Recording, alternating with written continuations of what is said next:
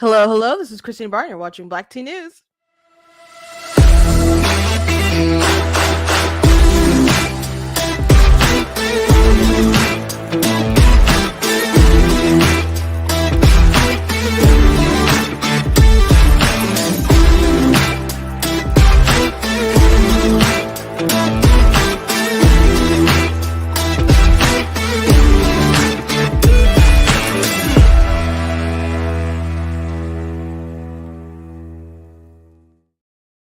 Hello, welcome to Black Tea News. I'm your host, Christina Barr, and today we're going to be talking about the end, apparently, of affirmative action, or I guess the beginning of the end of the fight for it. And there's states that actually have already banned affirmative action, like in Michigan, where I'm from. You can't do affirmative action. So there was a case before the Supreme Court, or two cases, or two universities, one of them being Harvard, and um, I don't think anyone's really debating that they discriminated on the basis of race and that it unfairly disadvantaged particular racial groups, particularly Asians Americans. And people who are upset about the ruling are still saying that we need to be able to discriminate and fight basically racism with racism. And a lot of the things that I'm hearing people say with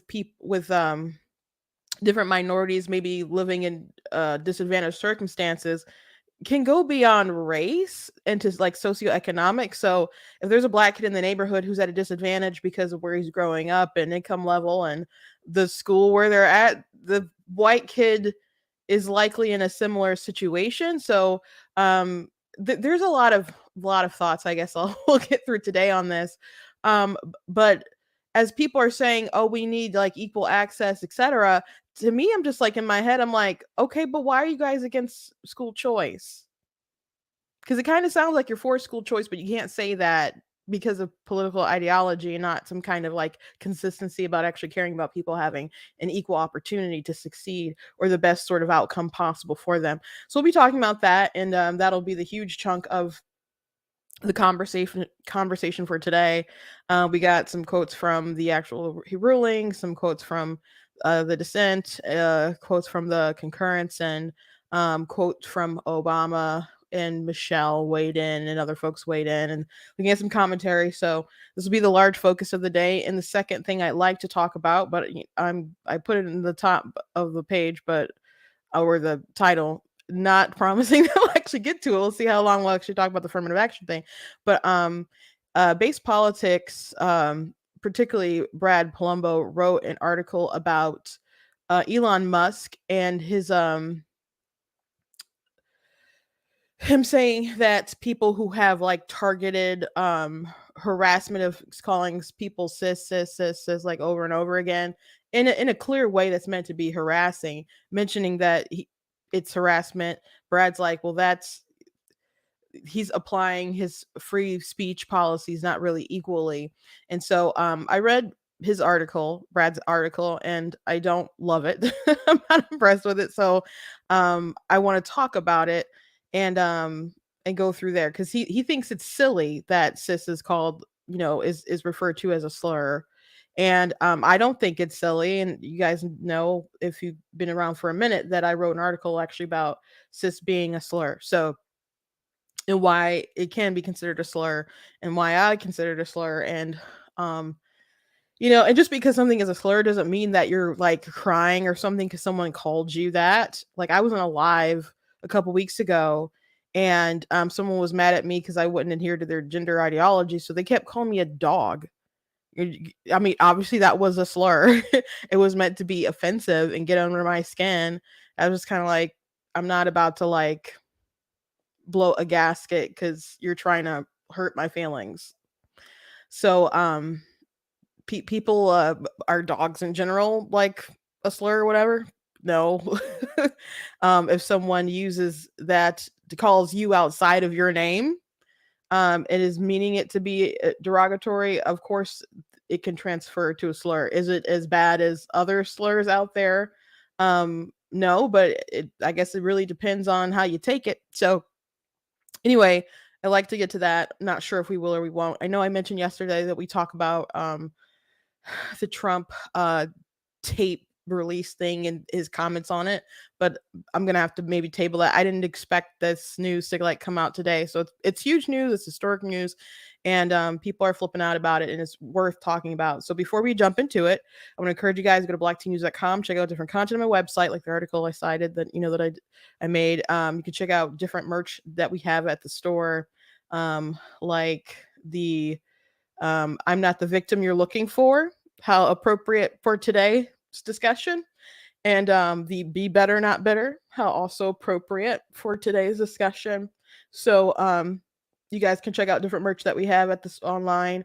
Also check out my books on Amazon. I have I've written over 30 books, but I have 17 that are published. 15 are fiction and the rest are nonfiction. And one of my nonfiction books are my book, of course, God is blatantly against abortion. That's the wrong graphic because it says coming soon. I should just delete that.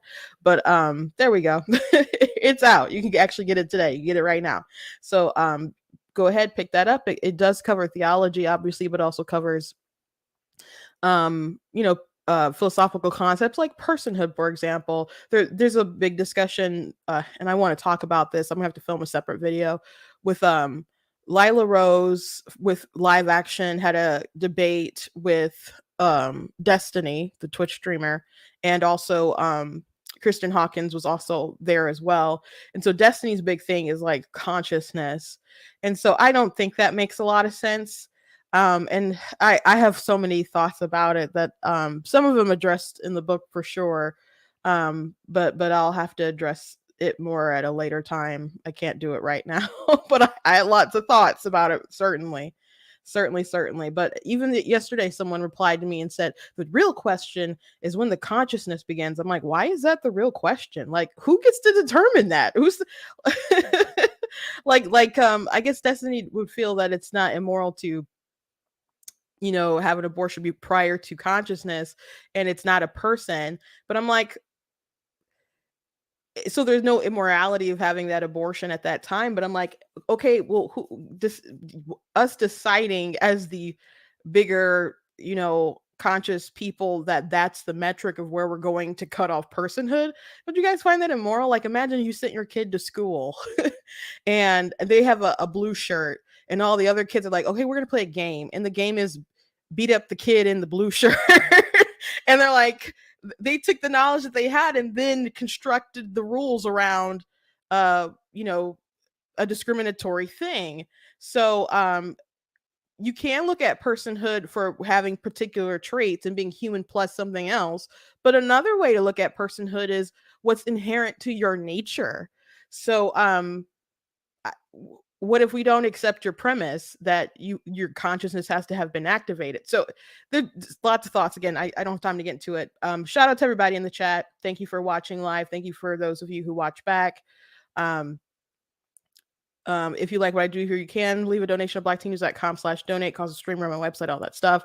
Also, you can do super chats if you're watching on YouTube, and if you're watching on Facebook, you can do stars as well. But best way is to go online and if you'd like to give a donation that way. So, okay. Anyway, I do have something funny that is unrelated to the topic at hand that I saw that I wanted to share when I saw it. So, Dana Carvey was talking about COVID, and so he shared this himself, and I thought this was pretty funny. So I wanted to, his Fauci's spot on, but I mean he's an impressionist, so he does good impressions.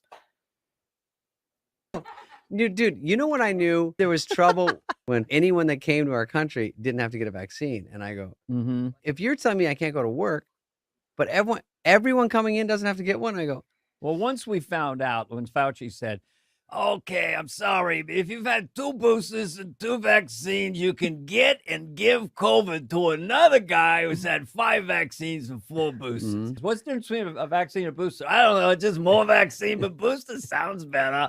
Anyway, a guy with 25 vaccines would get and give COVID to another guy with 25 vaccines. That's why I'm introducing the daily COVID shot. Every day you get a shot. By the time you get to your car, you got no immunity. But it's a beautiful 39 seconds. So I think it's so funny that so many people know how ridiculous all this is, or looking back on it in hindsight, and there's been a couple people who have apologized or whatever for how awful that they were during everything. But I wonder how many people were just like, no, this always didn't make sense, but they just didn't say anything. Like they could look around and see how everyone was being treated unfairly. But a lot of people were just ostracized and bullied terribly. I don't know how Dana Carvey and was or whatever during the pandemic, but I'm just like making a general observation about life. But in times of emergencies, you can't just be so quick to give up your rights and your freedoms, your liberties. They're still worth fighting for, still worth preserving, because you never know when someone is going to create some kind of emergency to have an excuse to just keep taking more power and assuming more power. There are things that, I understand things popping off at first with COVID and people panicking in a way, but, eventually some data started coming out and things just didn't make sense how we were operating, and we continued down that path anyway. um to me, it's so wild how people, for example, want to push like the vaccine on like kids and stuff. I'm like, why? Like, why do you want that in the childhood schedule? Why do you want the immunity? you know well, I know why they want the immunity, or I can assume, but like the children don't need this severe push, because even if you get jabbed, you can still spread it. So why introduce them to something that they don't necessarily need? Because if you look at people who were being impacted by COVID, it's way older people, or people with big comorbidities and stuff, but like young kids, no. But people were like afraid to take their babies outside. And so it just makes me question things, certainly. But I thought that was funny, so I hope you guys enjoyed it. So anyway, historic day today. Affirmative action, it was ruled in the courts that it was struck down. It was a 6-3 decision. And some people are upset about it today. Now, before like all the talking heads start, impacting decisions and how people think or whatever, the truth of the matter is that most Americans actually do believe that you should discriminate. I know maybe that if you're like chronically online or something, and you see a lot of crazy people on TikTok or a lot of crazy people on Twitter or whatever, you're like, no, people are more awful than you think. No, I think more people have common sense than what you think, and believe in fairness and whatnot. But a lot of people just don't dig into like a lot of stuff that crazy people say, or the crazier, more radical positions that some of our politicians and activists have. And at their core, they really do believe that you should treat people equally. And that's what people were fighting for, or thought they were fighting for, during the civil rights movement. But one thing about CRT and people who push that kind of stuff, which Katanji Jackson is totally like, you can see it within her mind, her soul, that sort of thinking. They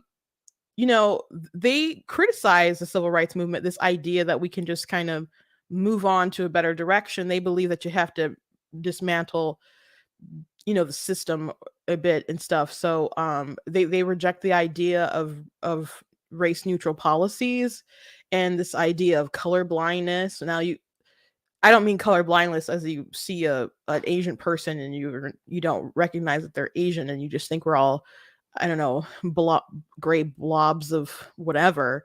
That's not what I mean by color blindness. But like, you see someone and you don't have to assume, that that they're poor or dumb or oppressed or something because of their skin color. So that you don't have to attach all of these stigmas or beliefs to someone just because of their race. And I don't think we're there as a society, but I think a lot of the people who are trying to fight racism kind of really like it. They get paid to push it, and there's some people who they want to be treated less than, and there's other people who they want to be treated better. So that's just kind of the crux of the whole affirmative action thing, that you have colleges that would look at different applicants and they would want other people to get in more than other folks. So you're more likely to be a Black person to get, and these are high elite schools, so not everyone's going to get anyway, and it's going to be hard for students who are educated and test well to get in, regardless of your race, right? But are you more likely to get in as a Black person than you are as an Asian person into Harvard? That would appear to be the case.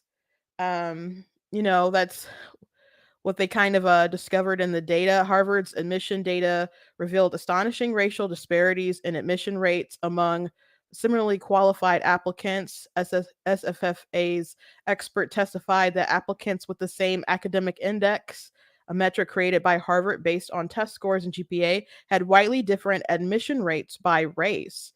For example, Asian Americans in the fourth lowest decile has virtually no chance of being admitted to Harvard, but an African American in that decile has a bigger chance of admission, 12.8%, than an Asian American in the top decile at 12.7%. So, I don't think anyone is arguing that people are being discriminated against. I don't think that's really part of the discussion, but they're saying it's a good thing though that we do this because it helps particular people have opportunities and gives them the opportunity that they belong there, to prove that they belong there.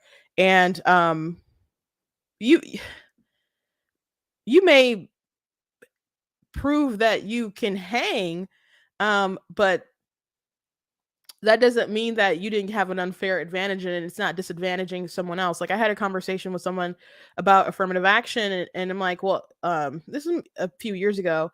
And I said, well, Asians don't really like, I'm hearing that Asians don't like affirmative action because basically they're competing against each other more, and it makes it less likely that they'll get into like a place like Harvard or some place like that. And they just kind of pause and sigh a little bit and they're just like, well, I know if it was my child, I'd want them to have the advantage. And I'm like, that's because you're Black. if you were an Asian mother, you wouldn't feel the same way.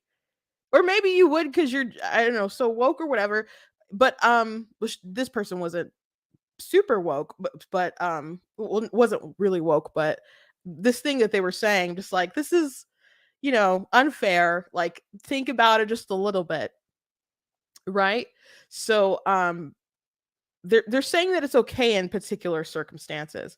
So Biden was upset and is saying, they're upset about the court. Again, it was 6-3, though in the case of the Harvard, it was 6-2 because Katanji was on the board, so she had to actually recuse herself, which she said that she would, so that wasn't a surprise or anything. But guys, like it's pretty obvious. I have a quote. I don't have the picture pulled up on here, but let me go to my Facebook really quick because I did share it on my Facebook. That a New York Times headline about it that was just so so transparent in the evil that they're supporting. Breaking news: the Supreme Court. This is New York Times, by the way. Breaking the news: the Supreme Court rejected affirmative action at Harvard and UNC. The major ruling curtails race-conscious college admissions in the U.S., all but ensuring that elite institutions become whiter and more Asian and less Black and Latino.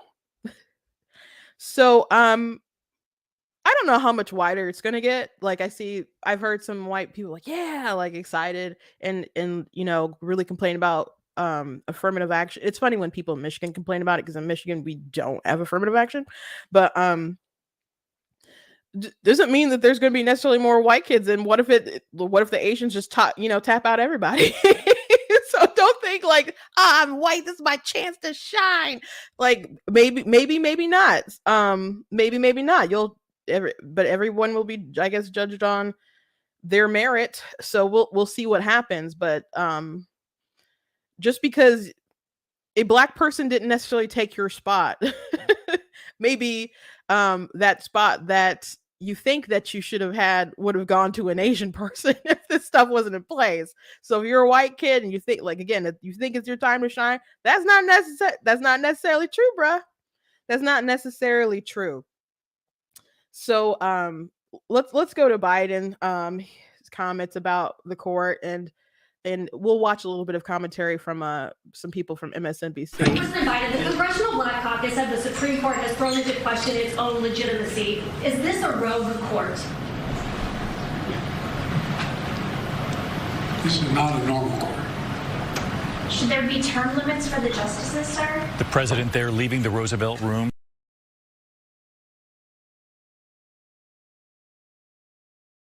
So yeah, they just, the rogue court.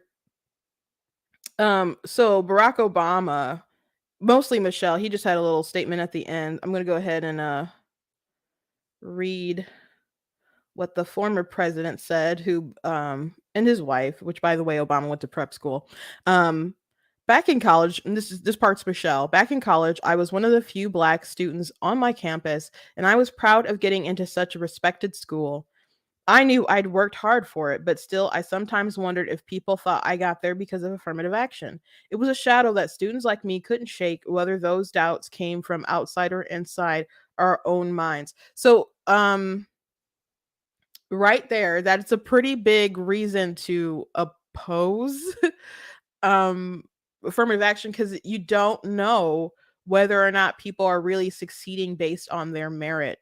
So I think that's a pretty big issue, and one of the big reasons why people like Clarence Thomas, thinks it's such a terrible thing. But to have that doubt with your peers, thinking like, oh, you're only here because you're Black, or you thinking that you got in because you're Black, and maybe not the only reason, but like what's funny about the dissent on the court, people like Katanji Brown Jackson is only on the court because she's Black. And I'm not saying that she doesn't have accomplishments and achievements and hasn't done good in her career. I'm not saying that. I'm not belittling some stuff that she's done, though, some things that at the time when, we went through when she was going through a confirmation hearing that I didn't like. So, and not just like her not being able to define what a woman was or whatever, but some actual rulings and stuff that she had. So I'm not a fan, and I'm not a fan at how racially charged her mentality appears to be. But if you took her same accomplishments, if she were a white woman, she wouldn't be on the court. She is literally an affirmative action hire. Now you could say, well, she was still qualified for the position.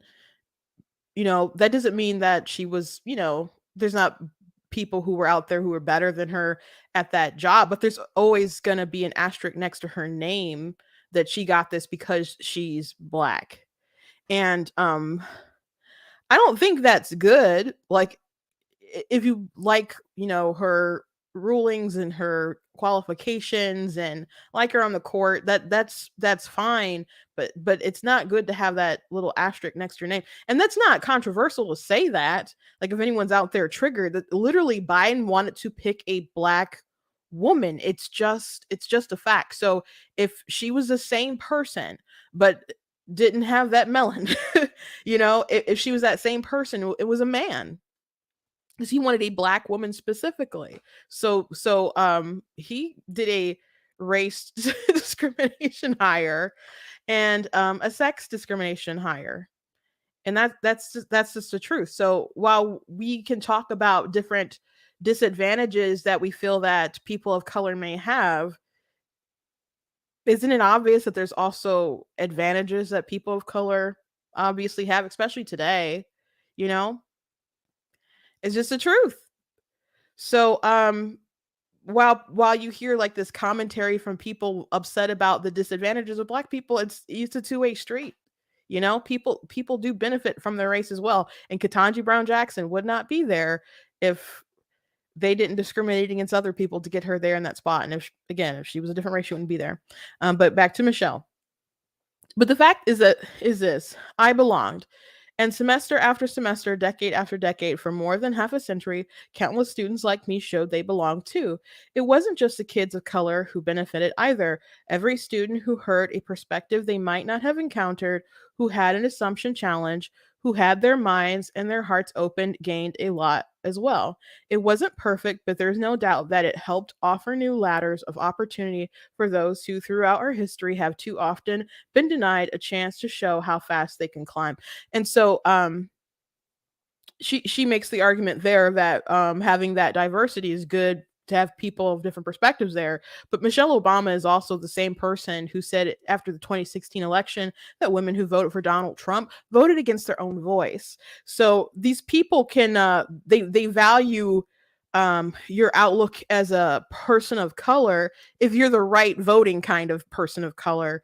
You know, people like me are like traitors though. So they don't really care about diversity in other sorts of ways. You have to be the right kind of black. Like, and it's pretty obvious how people idolize Katanji on the left, but they think Clarence Thomas is a terrible person. And throughout the years, like Clarence Thomas is brilliant on the Supreme Court, but you know, you had In Living Color that did skits like he was like, I don't know, everyone's errand boy. There was one magazine that had him like shining Scalia's shoes.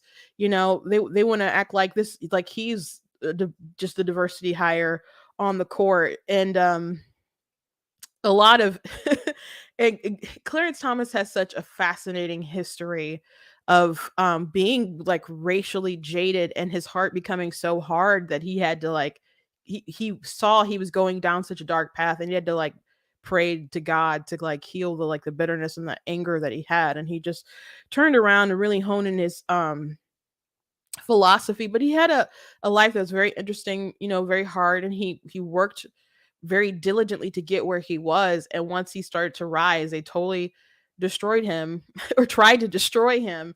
And what he had to go through, you know, during his confirmation hearing is just really sickening. And they particularly have to, I mean, they just worked someone else. So I'm not going to say that they didn't attack him because that they I'm not gonna say I'm not saying that they attacked him particularly because he's black, but there's a particular vitriol that they have for people like Clarence Thomas or people like Tim Scott who think differently. They criticize the right for not being diverse enough, but when you get some diversity on the right, they're just like the tap dancing no good Negroes. So all these people who talk about race and things like that, I can't take them really seriously because um I don't really think they care about those things because they just care about their ideology being out on top. um Let me continue on. Of course, students on my campus and countless others across the country were and continue to be granted special consideration for admission. Some have parents who graduated from the same school. Others have families who can afford coaches to help them run faster or hit a harder ball. Others go to high schools with lavish resources for tutors and extensive standardized test prep that help score higher on college entrance exams, which, by the way, Obama went to prep school. We don't usually question if those students belong, so often we just accept that money, power, and privilege are perfectly justifiable forms of affirmative action, while kids growing up like I did are expected to compete when the ground is anything but level. I'll finish her statement before I comment on that. So today, my heart breaks for any young person out there who's wondering what their future holds and what kinds of chances will be open to them. And while I know the strength and grit that lies inside kids who have always had to sweat a little more to climb the same ladder, I hope and pray that the rest of us are willing to sweat a little too. Today is a reminder that we've got to do the work, not just enact policies that reflect our values of equity and fairness, but to truly make those values real in all of our schools, workplaces, and neighborhood. So to this section about people who can get coaches and extra tutoring and you know, help with standardized tests, and those are really big advantages that people have, but those things aren't centered around race. I think I already said this, but if you're in an inner city school, like half my school career was like in an inner city school, and then we ended up moving to a rural part of the state where it was a much better school, much better school, so many resources. Like I think the library, like I went to the Pontiac school district, and there was a couple of computers maybe in the library, and then I went out to like Holly, and all of a sudden there's computer labs, labs. It's- there's just a world of difference, and people had a different mentality. Like I'd hear girls say that they want to, their plan was to like get pregnant and get on welfare, and or you might have, or people would say, I want to, and there's nothing wrong with these jobs, but they'd say, you just hear people say, I want to do sports, be a basketball player, I want to be a beautician, or something like that. When I went to Holly, there are people like, yeah, I want to, people would say they want to be a doctor and stuff too. Don't get me wrong. But then I went to Holly and people are like, I want to be a reconstructive surgeon. And they like had very specific goals that seem more obtainable to them. And it was a total culture shock for a lot of different reasons. But when in the high school, because I started the middle school, and my older sister started at the high school, and so they had these CAD design classes and stuff. So when my brother went to college for a little bit to do architecture, he's like a chef and stuff, and that's, well, he got into a car accident, and then his life kind of got derailed a bit, but then he started cooking and stuff, and so he graduated from a culinary arts school. But before that, he was doing like architecture and stuff. And so he did okay in his class and stuff, but when he looked around, he saw these other white kids who were like drafting advanced things, and he's just like, is there something I'm not getting? Is there something like wrong with me? And he didn't understand why those people were so far ahead. And then when we moved, it's like, oh, because these kids are going to schools where they have these advanced CAD classes before you even graduate high school. So going to the right kind of school district, and it doesn't even need to be like a private school or charter school, or your really good homeschool program. It can just be the difference of going to a different zip code, just going to a better public school. And I'm not a fan of public school, but I graduated from a decent one. The same kids that I grew up with when I was in Pontiac, they're Hmong kids, and a lot of Hmong kids, and a lot of white kids and black kids and Hispanic kids. All those kids were learning the same things that I was. And by the way, I excelled in my classes in both schools.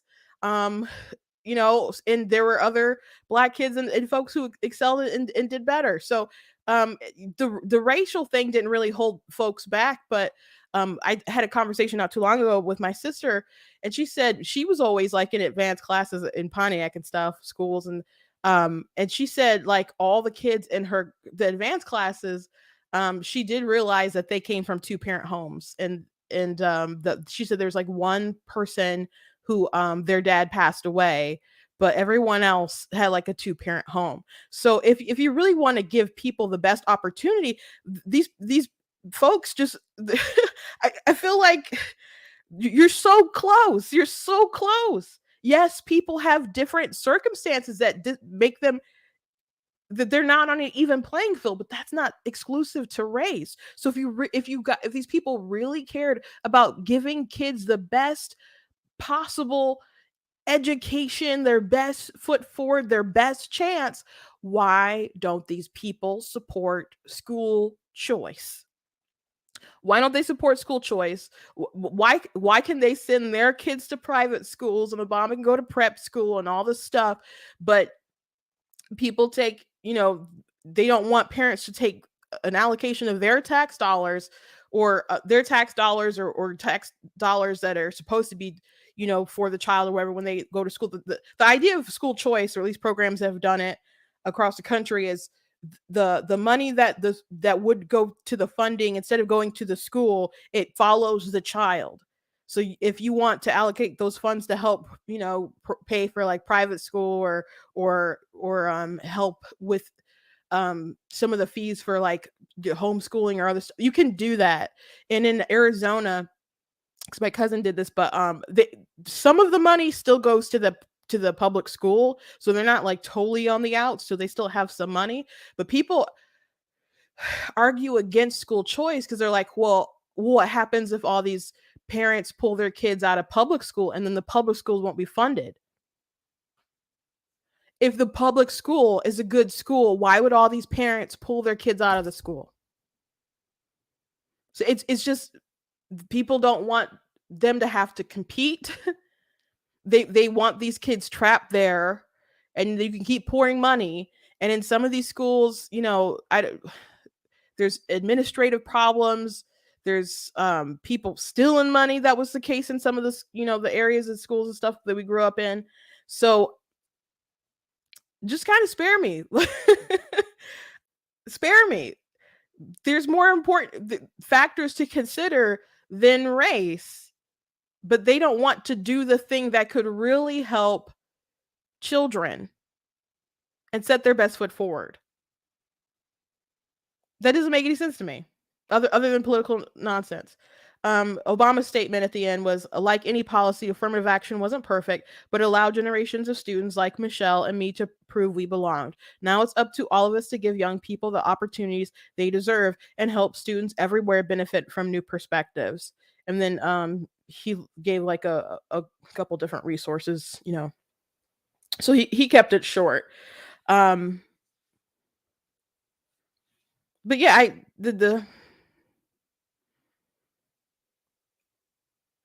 if other people get that chance to prove they belong, aren't you still undercutting other people who maybe deserve to be there more, who earned?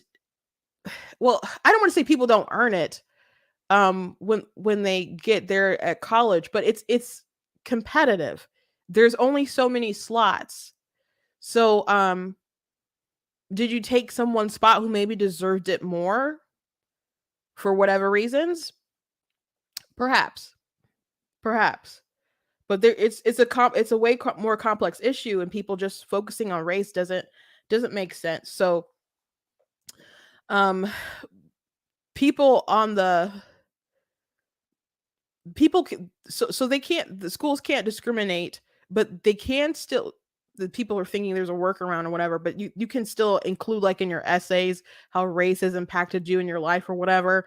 But they're still not supposed to, even if they allow that in there, they're not supposed to make that basis off of race. And again, I don't see anyone disputing the fact that people were discriminating against. There's a couple of TikTok videos or whatever, of some, Black educated people, going after Asians, saying, you just didn't get in because you didn't get in or whatever. Like no one in the real world, I think, is actually arguing that people weren't discriminating against. They just think it's a good thing.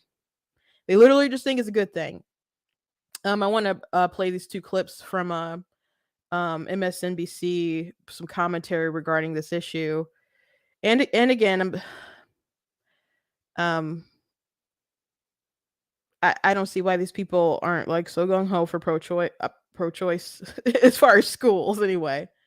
Effects of a decision like this because of the access and opportunity that is afforded to an individual based off of a college education and access to a college education. Let's think about this. You go to college, now you have an opportunity to do an internship.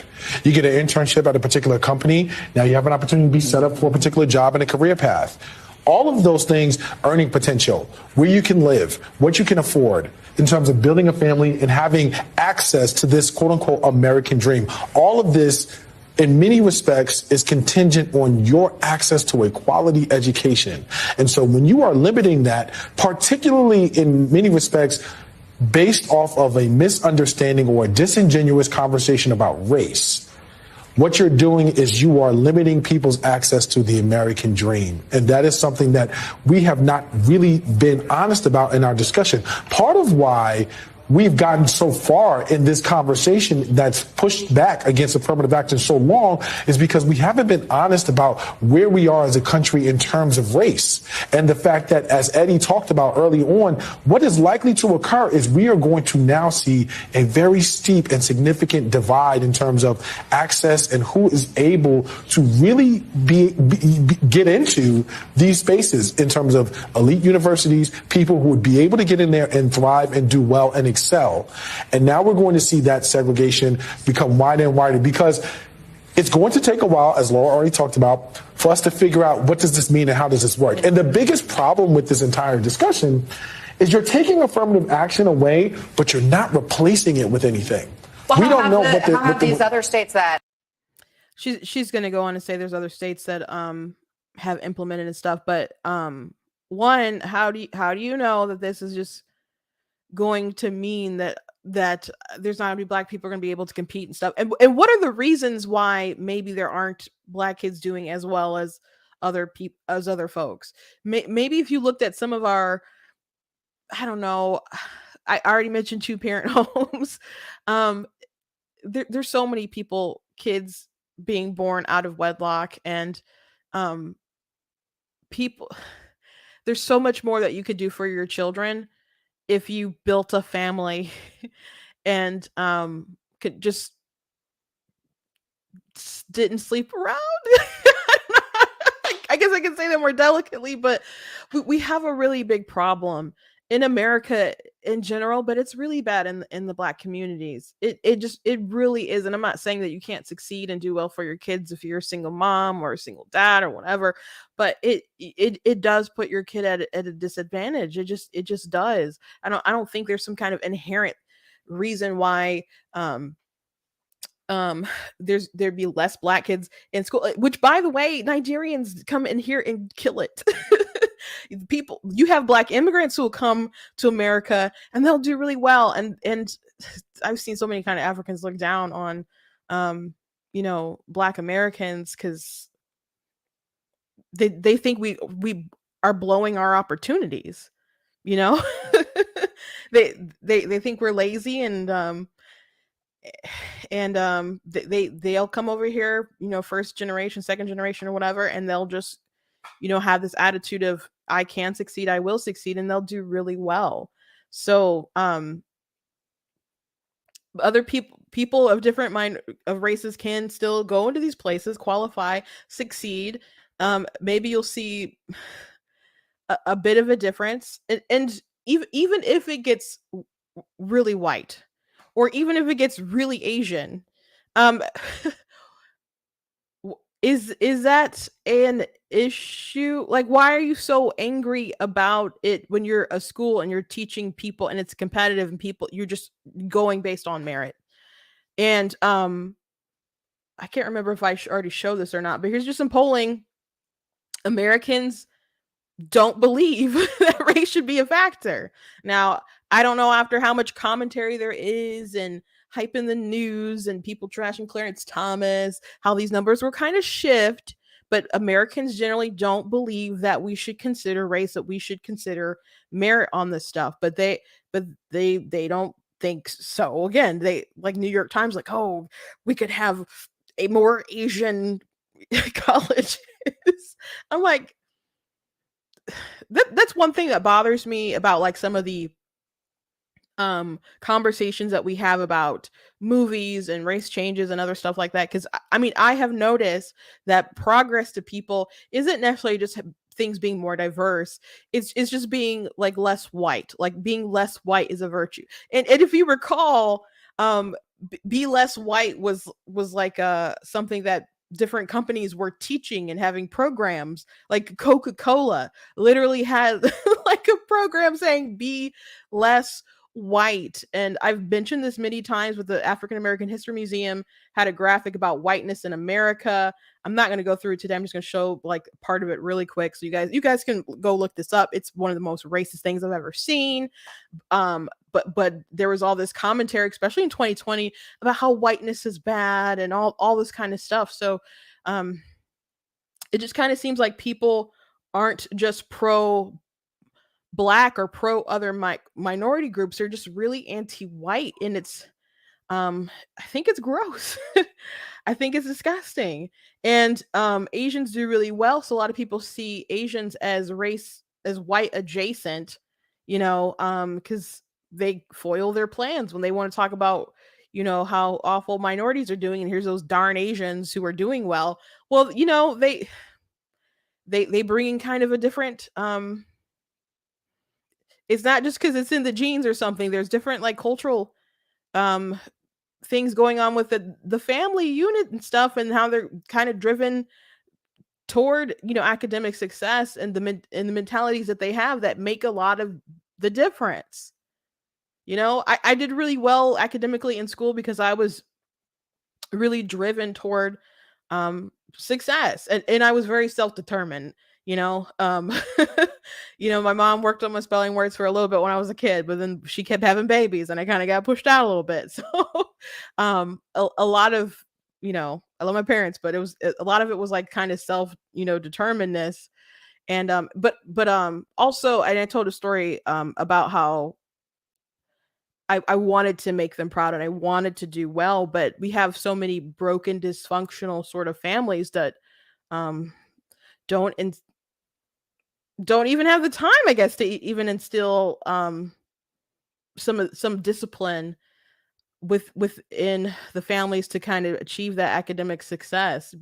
People are busy working as they're trying to be the lone parent taking care of the whole family. It's very difficult. It's very difficult. There's other factors that we need to look into why maybe you have these socioeconomic issues, but the solution isn't going to be like just do affirmative action. And then there's so many people who've gone to school and they weren't prepared and they couldn't finish. I'm glad for stories like Michelle Obama, who went there and proved that they belonged and did well. I'm not glad that her husband was president. I'm not too fond of them, but it is what it is. Like I appreciate that people can go and succeed and take the best with their opportunities. And I don't really front, I can't blame people for taking advantage of situations where people were like, here's an advantage. Like, are you gonna be stupid and not take it? So I don't begrudge them or anything like that. But to think that this is a way that we have to go forward continually forever, it doesn't make any sense. There is no end game with this. So let's watch the second part of the discussion. There's more too, but I just wanted to show these first two clips. Other states that already have banned affirmative action programs implemented that. I think that could provide a roadmap, perhaps, for the rest of the country. I mean, is there an alternative that some states that you know of have been able to implement? How do you diversify without taking race into account? What are you diversifying? You're diversifying, people's income. Clarence Thomas, he has criticized affirmative action. That's one of the reasons why he graduated from Yale, and we know that's one of the reasons why he's on the Supreme Court. So that someone isn't like part that, of his argument, like you're not giving enough credit to people of color, that they can accomplish what it is you're saying affirmative action is intended to help accomplish? The problem with that argument is that the issue is not the credit being given to people of color. The issue is the credit being given or the decision on the decision maker side. Yes. That's the problem. The problem is never about whether people are qualified. The issue is whether those qualifications are going to be judged properly by people who are making decisions in such a way that is going to allow the continued access to these spaces by people who have been historically denied them. Let me expand the conversation. I want to bring in and be... Okay, so it appears to be the allegation is that if we don't have affirmative action, at least how I'm reading into this, is that if we don't have affirmative action that discriminates against other groups and prefers, like Black people, then the admissions people will just discriminate against Black people. That's the way I'm reading the conversation. I don't know how else to read kind of what he said. If someone has a different idea, you can let me know in the comments. I wouldn't be the way to go. Again, there's other states that don't have affirmative action, so they can look at how other people do it, merit based or whatever, and go by merit. Again, a lot of Americans, vast majority of Americans don't believe that race should be the determining factor of someone getting into college. So let's read a little bit about some of the dissents. So here's Katanji. With let them eat cake obliviousness, today the majority pulls the ripcord and it announces colorblindness for all. I love how and it just gives the vibe like that, like that's such an awful thing.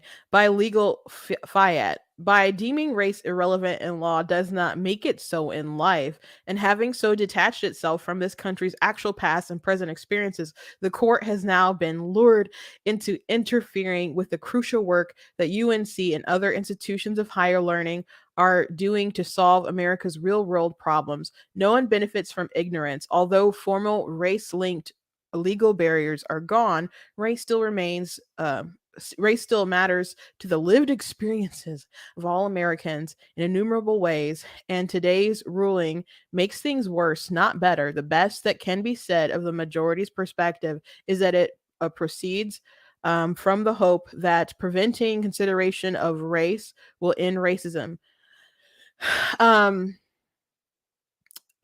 So should we use racism to fight racism? I mean, that's like, where does it end, ma'am? Again, Katanji can say that people have been discriminated, and of course, people have been discriminated against. People continue to be discriminated against. People say racial stuff about me literally every day. But Katanji again is at the position where she's at, and again, I'm not trying to downplay her accomplishments per se, but she would not be there on the court. She wouldn't even be considered if she weren't Black. So there are advantages that people have that other people don't have.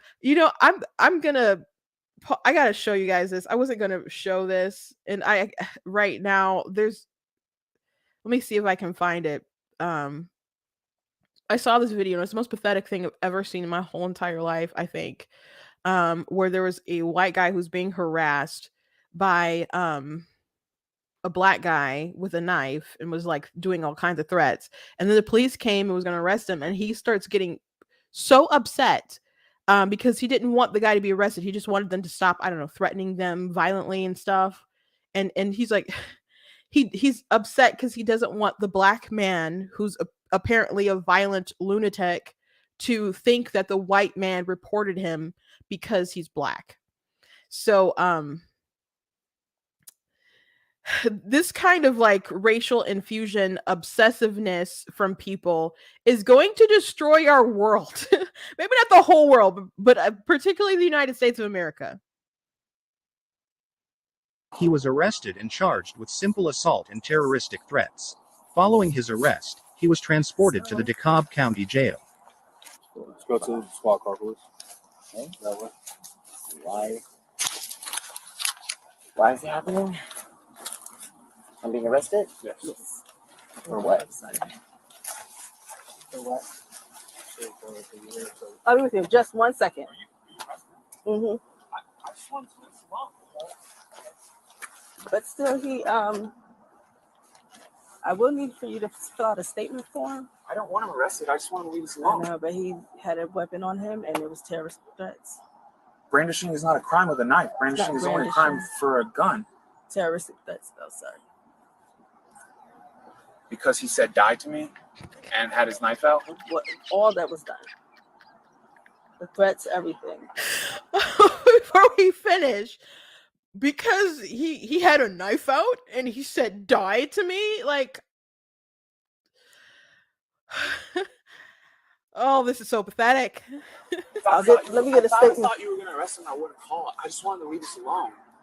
I understand, but we still have a job to do. Now he's gonna think I'm doing this because I'm white and he's black, or he's homeless and I'm not. I don't want that. But did he do what he did? Yeah, but I don't want him thinking that I did it because he's in whatever situation he's in. I just want him to leave us alone. I doubt that. I'll be right back, okay?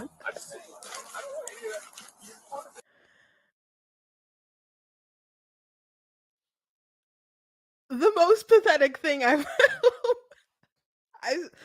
maybe not ever, but oh my gosh, just so pathetic. Um, so I showed that because this person has been so the person with the knife who was threatening him, obviously a dangerous person, but because of his white guilt, he just wanted the police to come and to just make him go elsewhere so he can terrorize someone else. What would have happened if he terrorized some black people? Like, do you know who's victims of crime? Not just white people, black people. We don't like crime. We don't like crime. There's people who are black who commit crime. We don't like being terrorized by criminals. So he's up here crying because they're arresting a crazy person who's threatening them with a knife and just thinks they should make him have a timeout. Why do you care? Why do you care if a crazy person thinks you're racist? It's not. It's either true or it's not. And as the police officer said, did he do what he did? Did he do what he did? But people want to throw people's actions, not hold them accountable, not have any merit or whatever. Everything is just black and white. Everything is black and white. So that's just bananas. But let me read to you because people are like, oh, Katanji, she went in on Clarence Thomas. It's like Clarence Thomas eviscerated her, and it's a long ruling, so I haven't. A lot of people are trying to read through it, and I obviously haven't read through all the pages yet, but he went hard, and he's a national treasure. I freaking love Clarence Thomas, man.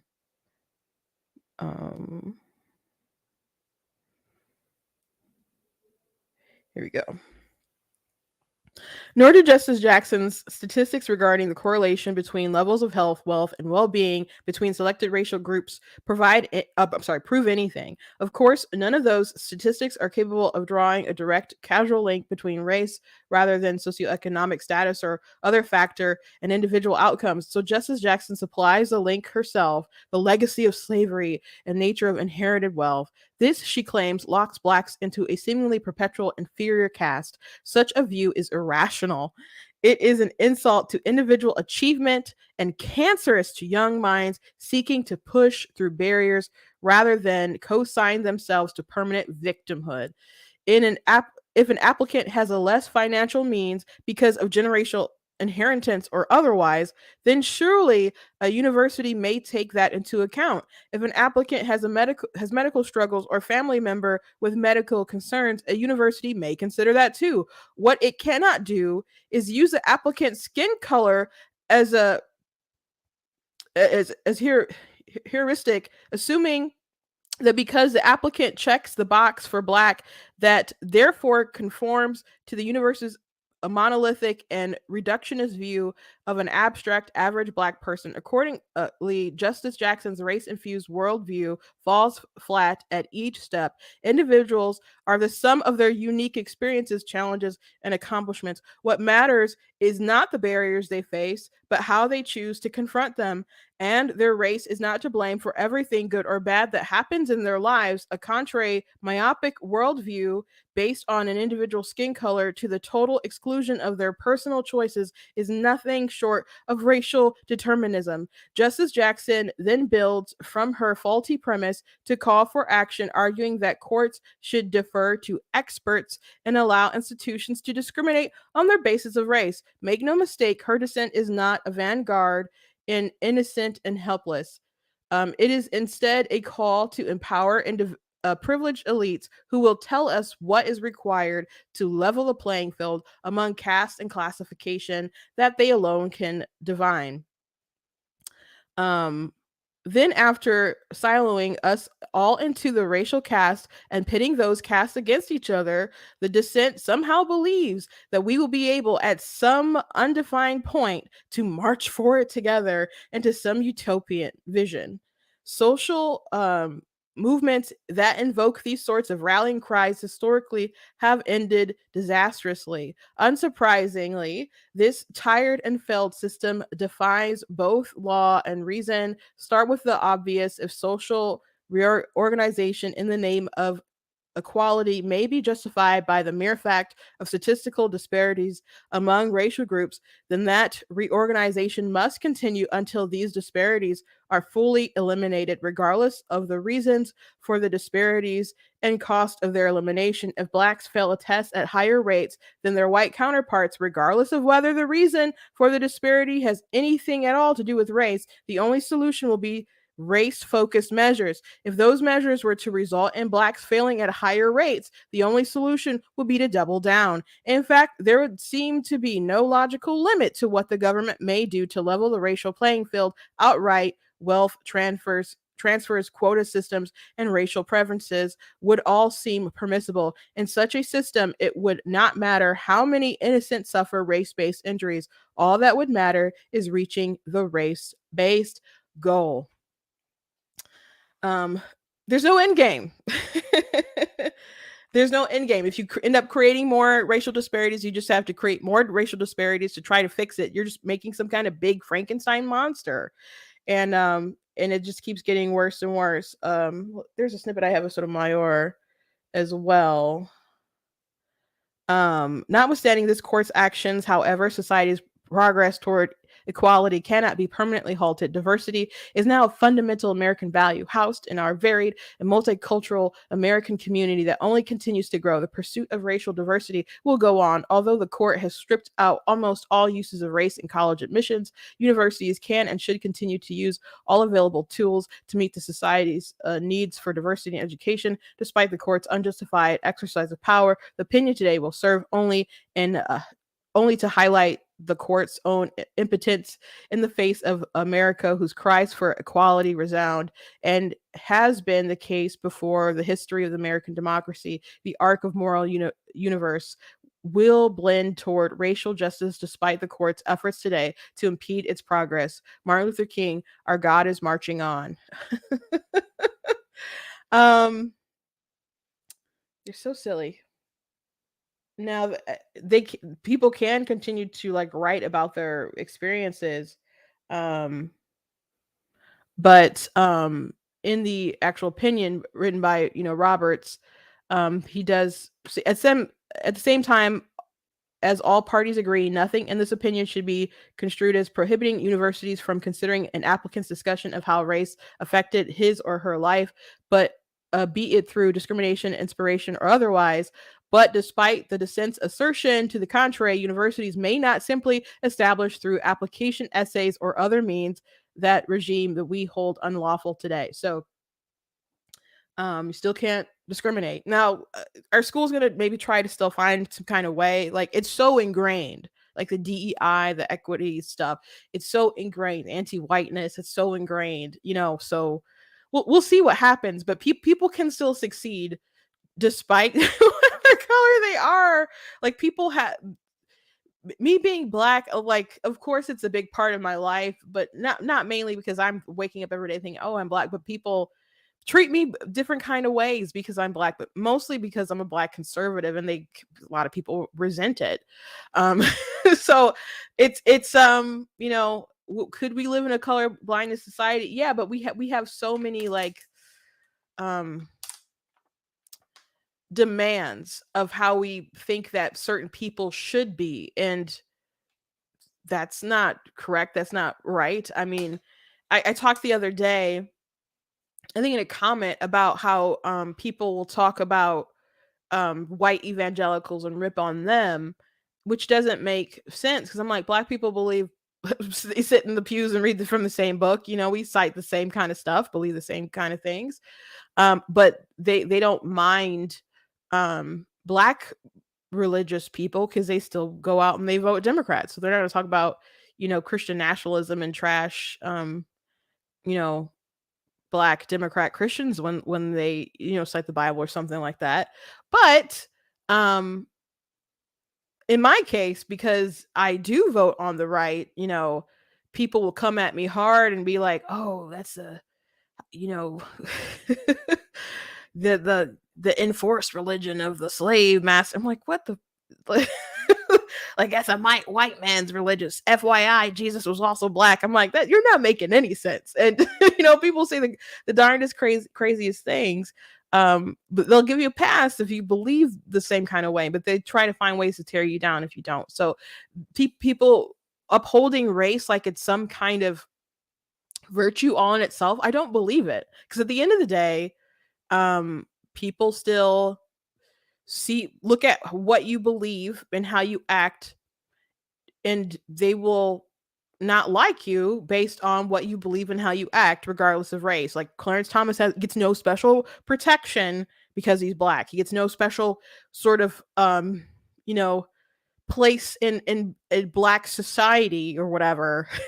BET's not like, oh, Clarence Thomas, or Ebony magazine isn't like doing a bunch of stuff about Larry Elder or whatever, because they're the wrong kind of black person. So it's not a virtue, and people keep trying to pretend like it is, but it's not. It's obviously not, and they don't want the other side to be more diverse.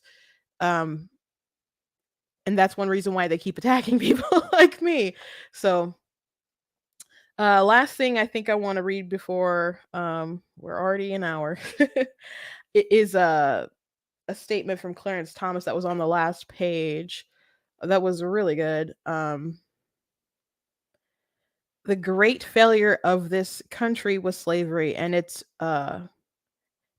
progeny, and the tragic failure of the court in its misinterpretation of the Reconstruction Amendments, as Justice Harlan predicted in Plessy. We should not repent.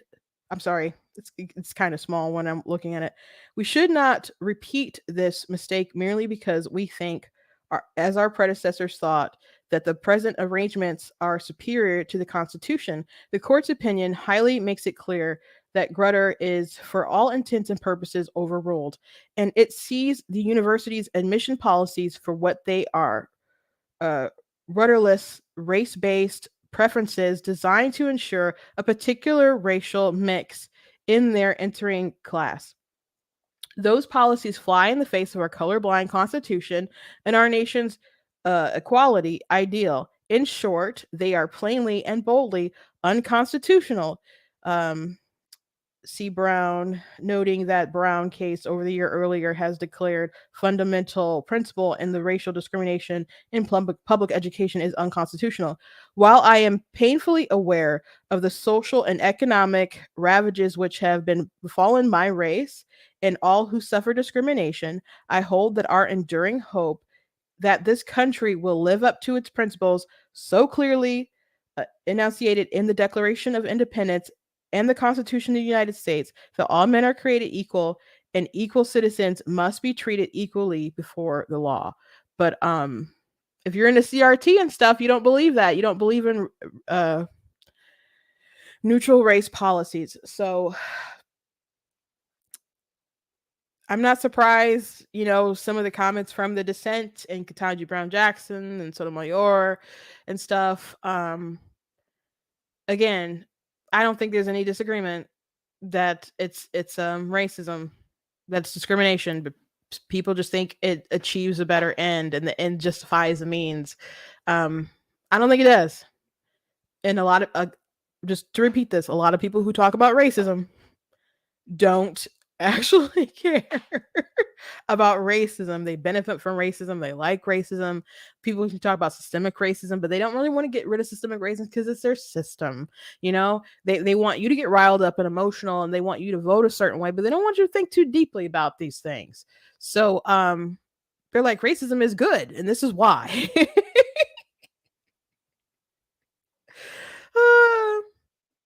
But anyway, we'll see how schools react to this and how they kind of change up their structures and systems. Again, in Michigan, it's been illegal to do this, but we'll see what there's no telling what kind of stuff they want to do in Michigan anyway with our all Democrat leadership. There's some crazy stuff on the legislature. So anyway, I'm not going to be able to get to the other story today because I'm already over an hour.